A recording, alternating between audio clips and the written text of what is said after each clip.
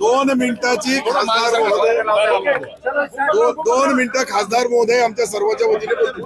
तुम्ही आता दोन्ही गेले अनेक महिने दोघांमध्ये जे वाद चव्हाट्यावर येत होते, आता ते वाद मिटलेले आहेत, तर तुम्ही एकत्र गाडीमध्ये आलेला आहात. 100% आमचे वाद मिटलेले आहे. फक्त तुमच्याकडून काही वाद निर्माण होऊ नये याची दक्षता आम्ही बी घ्यायला पाहिजे आणि तुम्ही बी घ्यायला पाहिजे. आज प्रवास तर लय चांगला झाला. मी तर पहिलेच बोललो, अनेक महिन्यानंतर मला पालकमंत्री महोदयाच्या गाडीमध्ये बसण्याची संधी मिळाली. असाच होईल, चांगला होईल.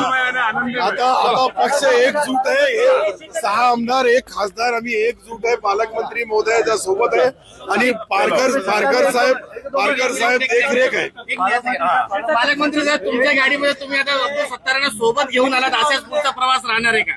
एक तुम्हाला सांगतो की आम्हाला एकनाथ शिंदे साहेबांनी आदेश दिलेला आहे, 6 आमदार, 1 खासदार, आम्ही सर्व मिळून एकत्रितपणे एकजुटीने या जिल्ह्यामध्ये काम करायचं, पक्ष वाढवायचा, संघटना वाढवायची आणि कोणताही वाद तुमच्यात असला नाही पाहिजे, हे त्यांनी सक्त सूचना आम्हाला सर्वांना दिलेल्या आहेत. म्हणून आज तुम्हाला जे चित्र पाहायला मिळते, आम्ही सर्वजण आहोत.